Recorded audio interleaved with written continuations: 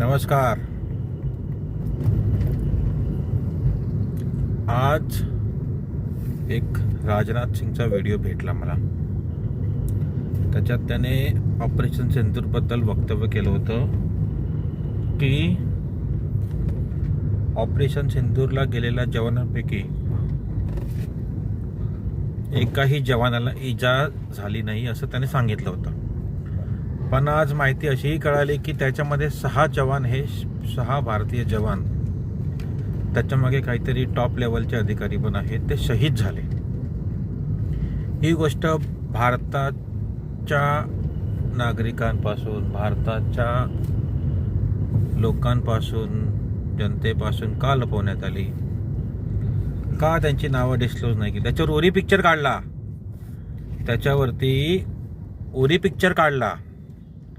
त्याच्यामध्ये पण असं दाखवलं आलं की त्याच्यामध्ये कोण शहीद नाही झालं. कशाला खोटं बोलता आणि तुम्ही कशाला या जनतेची दिशाभूल करता? माझं तर महाराष्ट्राच्या नाही, भारताच्या प्रत्येक व्यक्तीला हात जोडून विनंती आहे की हे भाजपाचं सरकार आहे ना, त्यांना काढून टाका. आता त्यांचं सरकार अजून जर तुम्ही थोडे दिवस ठेवलंत ना तर तुमचं जगणं पण मुश्किल होणार आहे. अशीच अजून एक माहिती भेटली की मुंबईमध्ये एका 16 वर्षाच्या मुलीला लस दिली आणि ती मेडिकलमधूनच जागेवर कोसळली.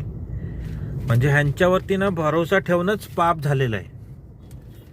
ह्यांच्यावरती ना भरोसा ठेवणंच पाप झालेलं आहे. त्याच्यामुळे प्लीज तुम्हाला हात जोडून विनंती आहे की तुम्ही लोकांनी भारतीय जनता पार्टीला वोट देऊ नका.